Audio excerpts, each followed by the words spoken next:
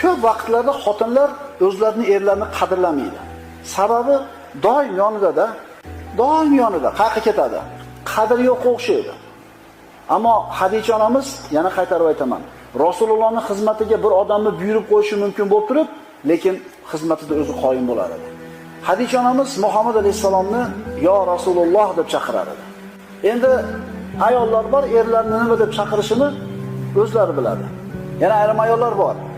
O'zi turibdi. Eri kelsa bolasiga buyuradi. Bor, dadangga choy damlab. Bor, unday qilib ber. Bor, kiyimini olib qo'y. O'zi turibdi. O'zi xizmatini qilsa bo'ladi. Ammo nima deydi? Nima qilib qo'yganman deydi? Tug'ib qo'yganman deydi. Katta qilib qo'yganman deydi. Ayol kishi yoshi qancha bo'lishidan qat'iy nazar o'zini kuyovining xizmatini qilishligi ayol kishining vazifasi. Va bu narsa ayol kishini qadrini oshiradi. Erini oldida ham, odamlarda oldida.